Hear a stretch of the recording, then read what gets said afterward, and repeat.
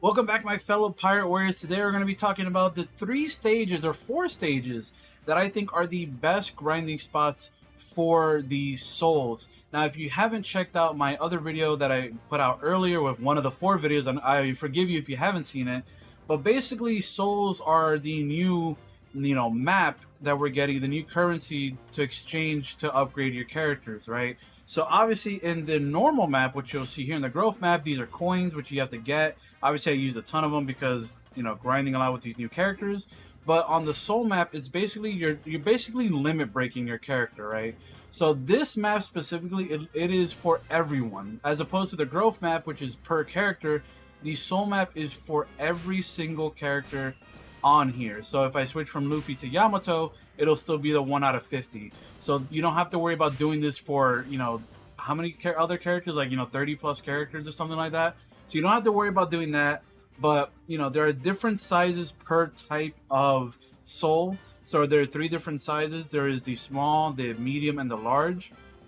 And there are, different types. So you have obviously the stamina soul, the life soul, the skill soul. Then you also have the strength soul and the power soul, and then you also have the defense one. So, obviously it's a bit rough to grind all of these because in general, so far there's no other way to get them. There's no like skill, I believe, not even from any of the new characters, because you don't get a skill, I believe, from Yamato and Luffy and Kaido. But so far the grind is kind of rough. You get like around maybe 6 to 7 if you're lucky, depending on how many people you defeat and if the random drop drops. So I'm thinking when the actual the episode DLC comes out with Yamato with Soul Map 1, that there might be a more efficient way to grind this, which will make this video obsolete. So if you're watching this by the time that's out, just know that this was out before then without any of the details. So I digress. But yeah, let's get into some of the stages that I think are personally the best way to grind them. So 3 out of the 4 stages to me are the bounty stages. There's one, I believe, in every C, basically every episode rank. So there's one here, and then one here. In the first one, in the East Blue, is how to live in this ocean. And you can tell, obviously, because if you switch it on the right, it says if you take out an enemy, your bounty will increase. Then if you go on the Grand Line, I believe it was bringing the words together, this one, basically all the way at the end. This one is the same thing where you do the bounty stuff and you basically complete the mission by getting a certain amount of barrier as your bounty. Then you go to the New World one, and it's strong people of the New World. If you take out an enemy, your bounty increases. You win once the bounty exceeds a certain amount. So what are these stages? Obviously, if you're new to the game, this is more so for you rather than the veteran players, because obviously the veteran players already know. Even for you veteran players out there, this might be good to know, because these medals or souls are based on how many powerful enemies you defeat, which are characters, other NPCs that you fight that pop up, like Sabo, Ivankov, Whitebeard, Kaido, yada yada yada. All those other characters that basically have, I believe, a boss type of character, or I don't know if they consider the lieutenants or the captains or whatever of the pirates and stuff that have the barrier, the shield on them. I don't know if they're considered also powerful enemies. So if they are, I will just take them out just in case as well. But for the most part, if you want to defeat these powerful enemies, I thought of these, bounty stages, because these bounty stages obviously have a berry cap. It's not based on defeating the enemy general or anything like that. So with the berry cap, what you do is you basically minimize how much you defeat, which you'll see in the gameplay right here. You minimize how much you defeat the fodder around, because the more you kill and the more you defeat, obviously the easier it'll be for you to complete the mission a lot quicker. However, what you want to do is stall. And how do you stall?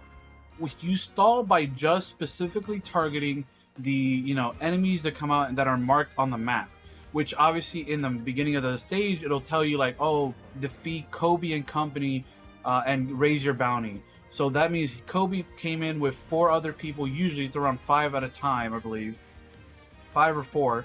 So you go, you defeat them, and then you move on, and then I believe once you defeat them all, a new wave of strong enemies show up until obviously you complete the berry requirement.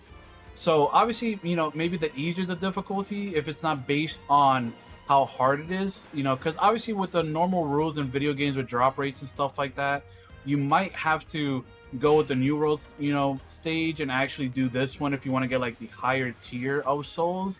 But that's not confirmed yet. There's not enough data at least for me, not yet, to actually quantify that. So if you maybe want to just test out how to live in this ocean, or even in the Grand Line, there's another one where it was, I believe it was this one, bringing the worst together in the Grand Line. Obviously level 12 requirement, so it shouldn't be too bad either if you want to, you know, kind of, you're worried that you're not going to get any higher drop rates from the lower stages. Maybe the medium stage right here will help you out. And then obviously in the New World section, it is the strong people of the New World. So these 3 stages, I think if you follow that method and pattern of doing, you know, fighting all the enemies that pop up that are marked on the map, but kind of ignoring all the side enemies and stuff and just focusing on them, you could have a lot of enemies that you destroyed or defeated, which would result in for you potentially getting a good amount of souls. I could put up some, obviously some gameplay, some of my results from running these stages. I ran the Grand Line stage, which was bringing the worst together. I ran the, you know, this stage as well as Strong People of the New World. So, you know, these are kind of my results.